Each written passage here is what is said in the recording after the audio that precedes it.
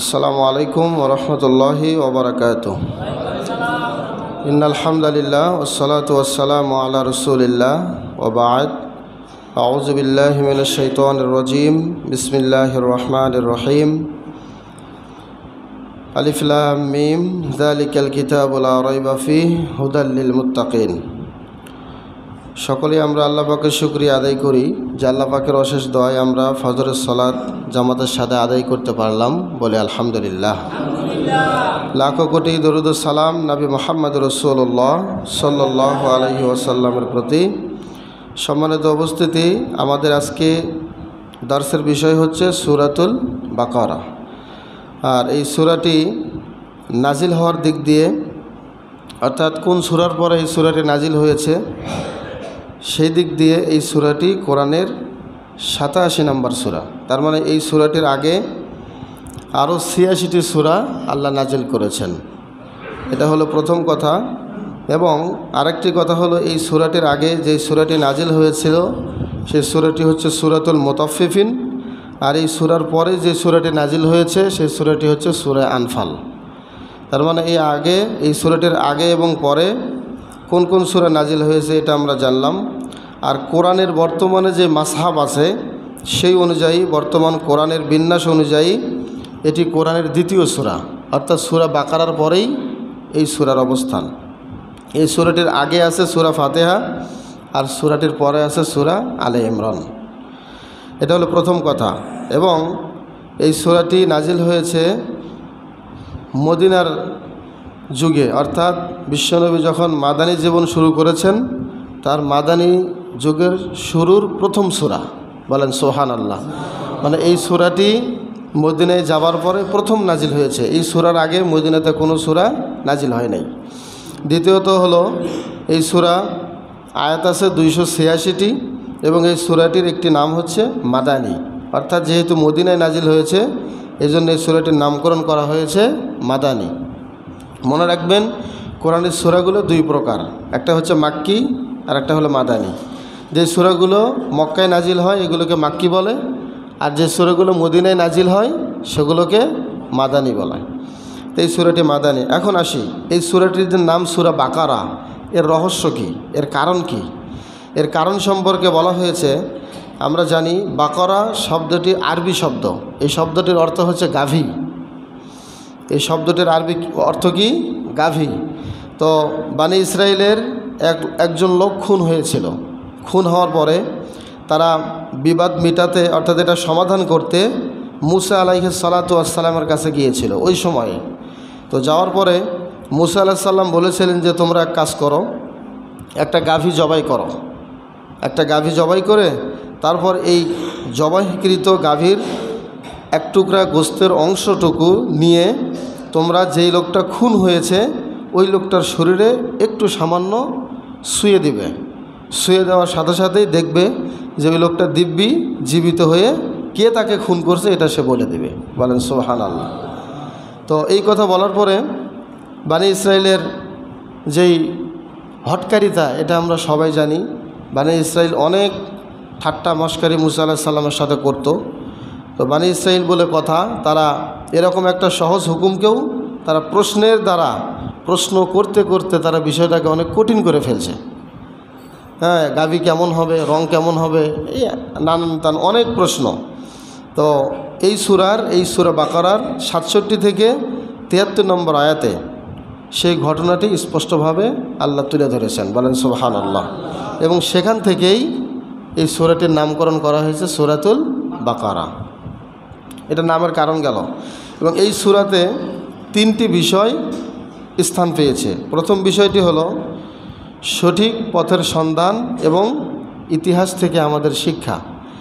দ্বিতীয় যে বিষয়টি জায়গা পেয়েছে সেটি হলো পারিবারিক ও সামাজিক কিছু আইনের কথা আল্লাহ এই সূরাতে উল্লেখ করেছেন। তৃতীয় আরেকটা বিষয় স্থান পেয়েছে, সেটি হলো মুসলিম সমাজে ঐক্য ধরে রাখা এবং ভালো কাজে একে অপরকে উৎসাহ করার কথাটাও এই সূরাতে স্থান পেয়েছে। এরপরে এই সূরাটির একটা শানুজুল আছে। শানুজুল সম্পর্কে আমরা যদি বলতে চাই, সেখানে আমরা দেখতে পাই যে যখন বিশ্বনবী মদিনায় হিজরত করলেন, হিজরত করার পরেই তিনি দেখতে পেলেন যে মদিনার কিছু একটু দূরেই ইহুদিরা বসবাস করে। তো ইহুদিরা নিজেদেরকে তাওরাতের অনুসারী বলে দাবি করত। তারা বলতো যে আমরা তাওরাতের অনুসরণ করি। তো ফলে ইসলাম এবং রাসূল সহ তারা আসমানি কিতাব এগুলো সম্পর্কে তাদের ভালোই জানাশোনা ছিল। তো সেই হিসেবে আশা ছিল যে নবী মদিনায় ঠাঁই নেওয়া মাত্রই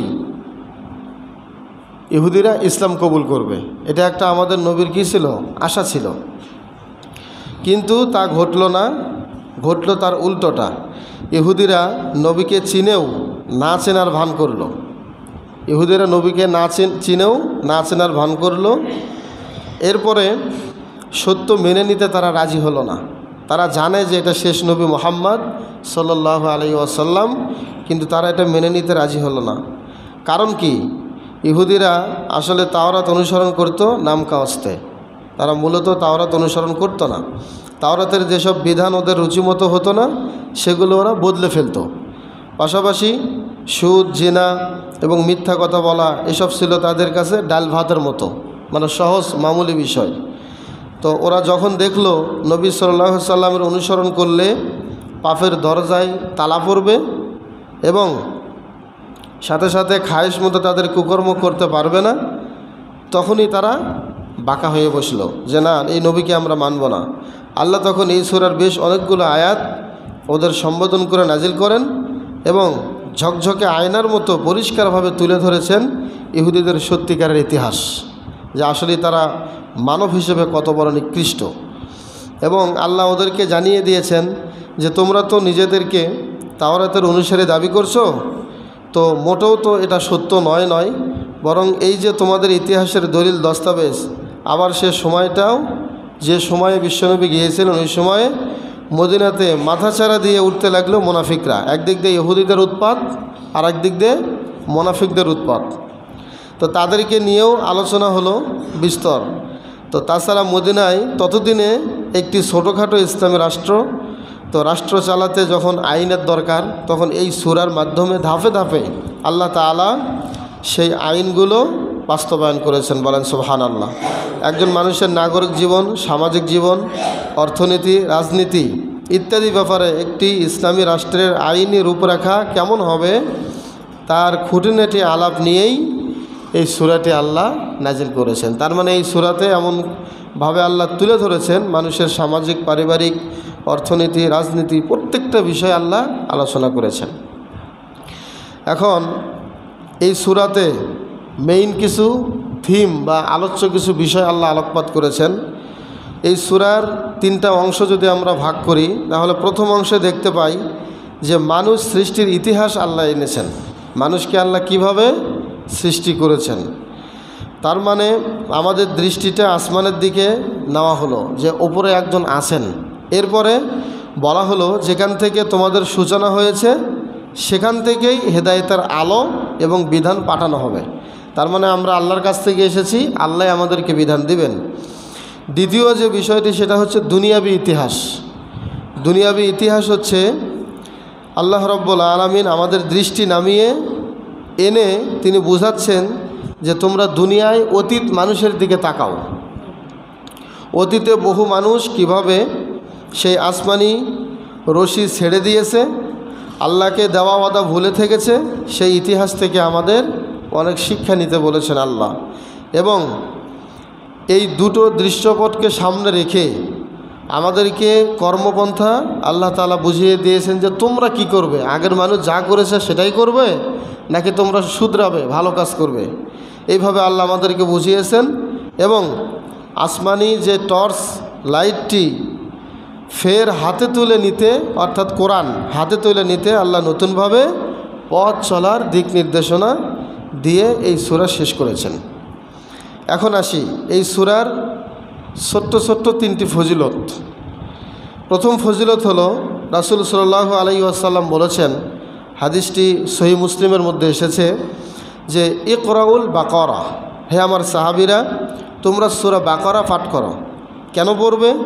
ফাইন্না আখাযাহা বারাকা, কেননা এই সূরা বাকারা আঁকড়ে ধরায় অনেক বরকত আছে, বলেন সুবহানাল্লাহ। এরপরে তিনি বলেছেন ওয়া তারকুহা হাসরাহ, আর সূরা বাকারা ছেড়ে দেওয়াই রয়েছে তোমাদের জন্য ক্ষতি, আফসোস। বিশ্বনবী আরও বলেছেন ওয়ালা ইয়াস্তাতিউহাল বাতলা, একমাত্র জাদুকররা এটার সামনে, এই সূরার সামনে টিকতেই পারে না। যারা জাদুকর তারা এই সূরার তেলাওয়াত শুনলে তাদের জাদু মন্ত্র সব নষ্ট হয়ে যায়। সুবহানাল্লাহ, এটা বিশ্ব নবী বলেছেন। তাহলে এই সূরাতে প্রথম ফজিলত আমরা পেলাম যে আল্লাহ রাসূল বলেছেন সূরা বাকারা এটা ফজিলতের একটি সূরা, বরকতের সূরা, এটা ছেড়ে দেওয়া আফসোসের বিষয়, এবং এটা পাঠ করলে কোনো জাদু কোনো মন্ত্র আপনার কোনো ক্ষতি করতে পারবে না। 2 নম্বর ফজিলত হলো বিশ্বনবী আরও বলেছেন যে তোমরা তোমাদের ঘরগুলোকে কবরে পরিণত করিও না। তো মনে রাখবে বিশ্বনবী বলেছেন যেই ঘরে সূরা বাকারা পাঠ করা হয় ওই ঘর থেকে শয়তান পালিয়ে যায়, ওই ঘরে শয়তান প্রবেশ করে না। এখন চিন্তা করেন যে আমার ঘরে আপনার ঘরে কতদিন ধরে সূরা বাকারা তেলাওয়াত করা হচ্ছে না, তাহলে আমাদের বুঝে আসবে সহজেই যেই ঘরে সূরা বাকারা পাঠ করা হয় না ওই ঘরে শয়তান বাসা বাঁধে, সহিহ মুসলিমের হাদিস। তাহলে আমাদের উচিত অন্তত আমার ছেলেকে দিয়ে, আমার মেয়েকে দিয়ে, অথবা নিজে হলেও ঘরে সূরা বাকারা প্রতিদিন 2, 4, 10, 20 আয়াতের কিছু অংশ তেলাওয়াত করাবো, বলেন ইনশাআল্লাহ। নবীজি আরও বলেছেন যে ব্যক্তি কোরআনুল কারিমের প্রথম 7টি সূরা আঁকড়ে ধরবে সে পৃথিবীর সবচেয়ে বড় জ্ঞানী বলে বিবেচিত হবে। সুবহানাল্লাহ। তাহলে প্রথম 7টি সূরার মধ্যে দ্বিতীয় সূরা হচ্ছে সূরা আল বাকারা। তাহলে আমরা এখানে 3টি ফজিলত পেলাম। এই হাদিসটি মুসনাদ আহমদের মধ্যে এসেছে 24,443 নম্বর। সম্মানিত উপস্থিতি, এখন এই সূরাটি সম্পর্কে কিছু ব্যাখ্যা অর্থাৎ ওভারভিউ আমরা বলি। এই সূরাটিতে আমরা জানি আয়াত রয়েছে 286টি। 286টির মধ্যে 1 থেকে নিয়ে 20 নম্বর আয়াত পর্যন্ত আল্লাহ মুত্তাকিদের গুণাবলী ও কাফের মুনাফিকদের বৈশিষ্ট্য তুলে ধরেছেন, 1 থেকে নিয়ে 20 নম্বর আয়াত পর্যন্ত। আর 21 থেকে নিয়ে 39 নম্বর আয়াত পর্যন্ত আদম সৃষ্টির ঘটনা এবং ইবলিসের প্রতিক্রিয়া আল্লাহ উল্লেখ করেছেন। এরপরে 40 থেকে নিয়ে 74 পর্যন্ত দুনিয়ার মানবজাতির ক্রমধারার অর্থাৎ বানি ইসরায়েলের আগমন এবং তাদের অবাধ্যতা তিনি তুলে ধরেছেন। এরপরে 75 থেকে 123 নম্বর আয়াত পর্যন্ত শুধু নবী মুহাম্মদ সাল্লাল্লাহু আলাইহি ওয়াসাল্লাম নন, বরং ইহুদিরাও মুসা আলাইহিস সালাতু ওয়াস সালামের সাথে যে বেয়াদবি করেছে এবং ষড়যন্ত্র করেছে এই আলোকপাত তিনি করেছেন। এবং 124 থেকে 141 নম্বর আয়াত পর্যন্ত ইব্রাহিম আলাইহিস সালাতু ওয়াস সালামের সম্পর্কে আলোচনা করেছেন। এরপরে 142 থেকে 177 পর্যন্ত ইহুদি এবং খ্রিস্টানদের রীতি রেওয়াজ নিয়ে তিনি আলোচনা করেছেন। 178 থেকে 203 নম্বর আয়াত পর্যন্ত সম্পদ বন্টনের কথা আল্লাহ উল্লেখ করেছেন, কিভাবে সম্পদ বন্টন করতে হবে। 204 থেকে 242 নম্বর আয়াত পর্যন্ত আল্লাহ আলোচনা করেছেন সবুর করার গুরুত্ব এবং পুরস্কার সম্পর্কে তিনি বিস্তারিত আলোচনা করেছেন যারা সবুর করে, ধৈর্য ধরে।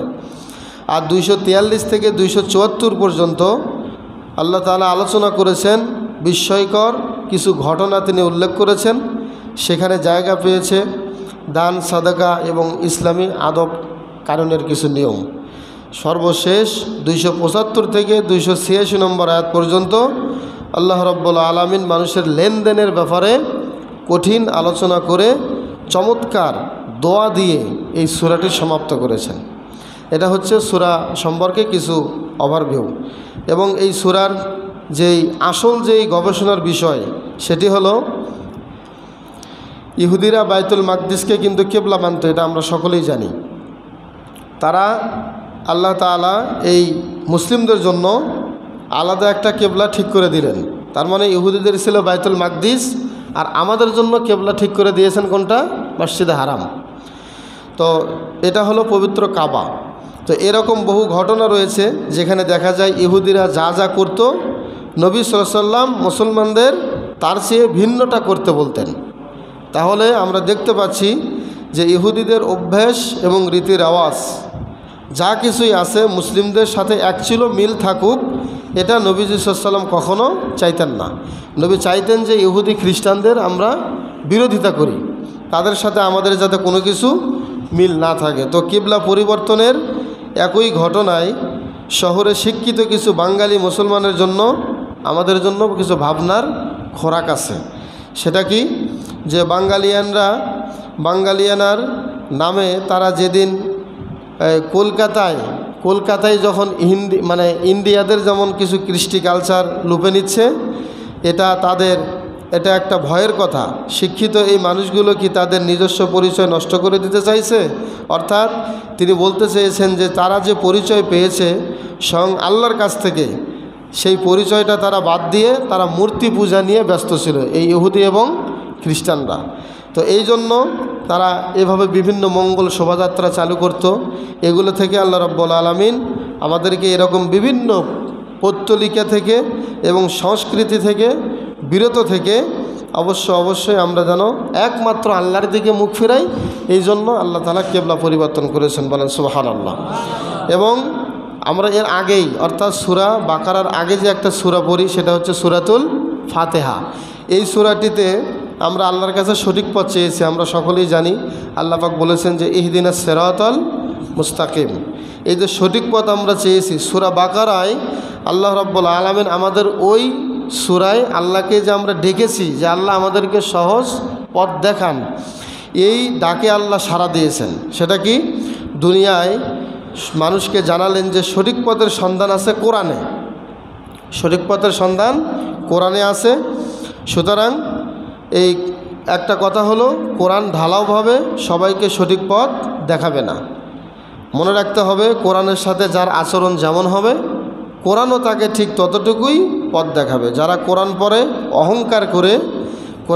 অহংকার নিয়ে সব জানি এরকম একটা ভাব নিয়ে কোরআন পড়বে, তারা নির্ঘাত সঠিক পথ থেকে বঞ্চিত হবে।